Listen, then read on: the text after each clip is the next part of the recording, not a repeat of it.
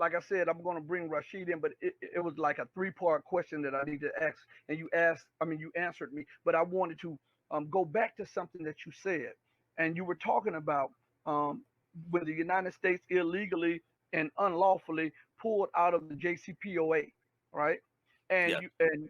And how you were saying that Trump doesn't think about the ramifications of the policies that he enacts. And I want to bring something up here. I'm going to bring it to line. I just want you to listen to John Kerry. John Kerry, the former Secretary of State. Yes. Um, I'm going to bring it to you. Let me see. It takes me a second to let me get stop screen. Okay, we'll bring it right here. Give me 1 second. Um, Here we are right here. And I want you to see this, and I'm going to play this for you. Um, and listen what John Kerry said, and everything that he warned and about when it comes to the JCPOA. It seems like Trump just ignored everything that he warned because he was talking about that the dollar hegemony or Yes.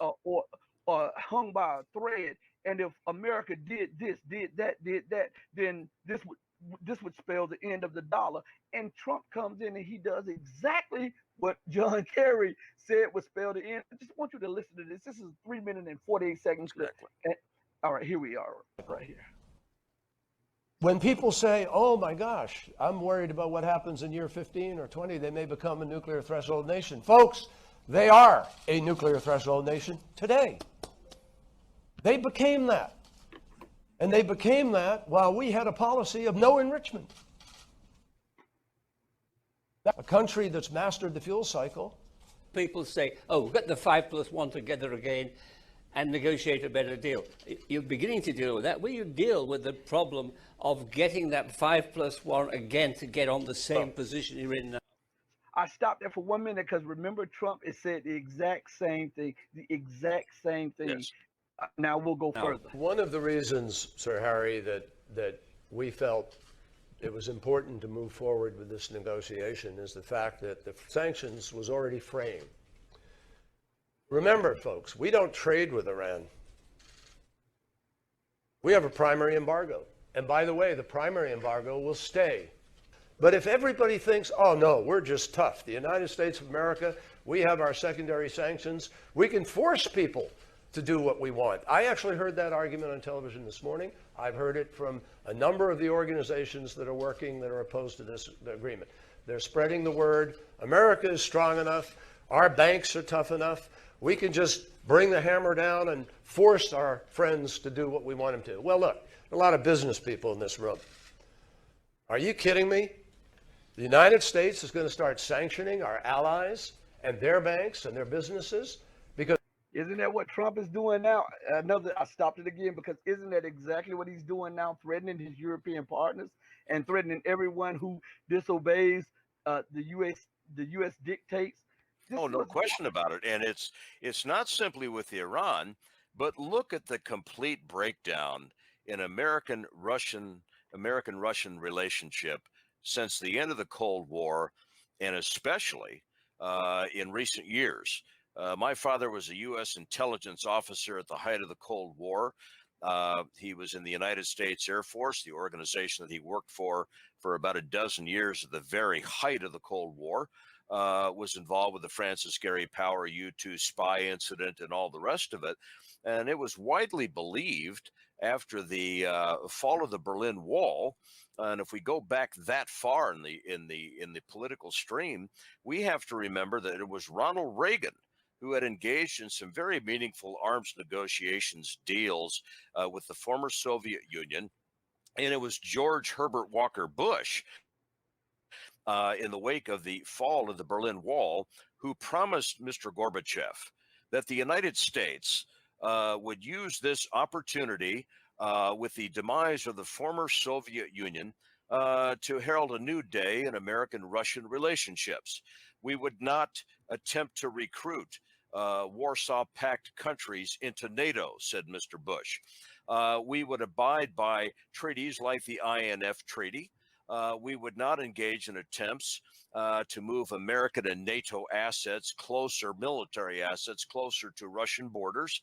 We would not attempt to encircle Russia, and we would be in a position, hopefully, to where both the United States and the Russians, with the end of the Cold War, to mutually begin to reduce the incredible expenditures of our respective military-industrial complexes and move on to a better day.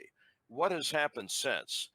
Both with Bill Clinton onward, through every American president that we have had since that time, and most obviously now with the last, with Bush 2, and with Obama, and with Trump, we have seen a series of promises broken to the Russians that have made the present foreign policy of the United States toward Russia an absolute beacon of instability and irresponsibility, much as we have done with the Iranians.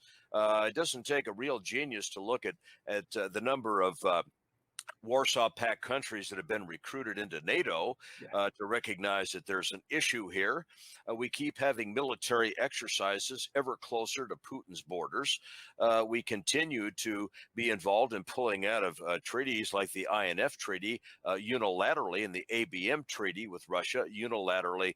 And then, of course, there's the whole question of something that was facilitated by Barack Obama and Hillary Clinton and Joe Biden and Victoria Nuland, and that was the illegal coup d'etat in the Ukraine in February of 2014 and the overthrow of the Poroshenko regime, which has led to a circumstance now where the Russians are very much aware that on their southern underbelly, especially with the situation in Ukraine and the diabolical mess that the United States has made of both Libya and its illegal activities in Syria, that this whole question of a new day in American-Russian relationships after the fall of the Berlin Wall, that's over. That's squandered.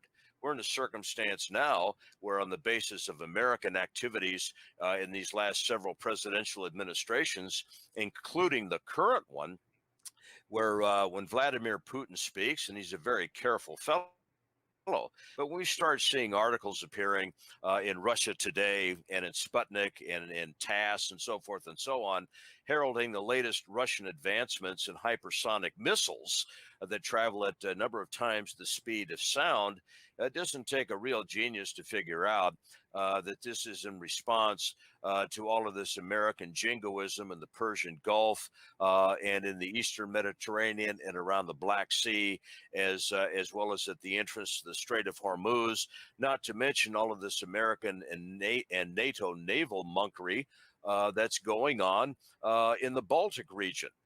These are reckless policies. This is not national defense that we are talking about here.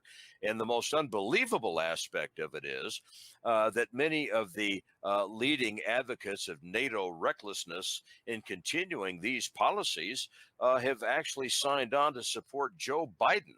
It's unbelievable to me that 300 ex-aides of John McCain of Arizona. And by the way, John McCain's entire political career was financed by his wife, Cindy Hensley McCain, whose father in the state of Arizona was a bagman for the Meyer Lansky Israeli crime syndicate. That is a very, very sordid situation, of course, that mainstream media has helped the McCain empire to keep largely silent for the American public. And, of course, the whole McCain state funeral heightened all of the things that supposedly this fellow had done in his life, which not only obscured his father-in-law's relationship with the biggest mogul in the Israeli crime syndicate in the United States, who had, by the way, if you read Michael Collins Piper's book, Final Judgment, and look at what Lawrence Guyano has written for the Unz Review, Meyer Lansky and David Ben-Gurion played a direct role in the assassination of John Kennedy. Now, that sounds like a rather extreme thesis until you look at the evidence, but nonetheless, that's the McCain lineage. And why is it now that Cindy McCain and 300 ex-aides to the late John McCain have made no secret of the fact in all of these media outlets, including Axios.com, where Cindy McCain was interviewed recently, they are embracing Joe Biden as General Michael Hayden, the former head of the CIA under George Bush, did today.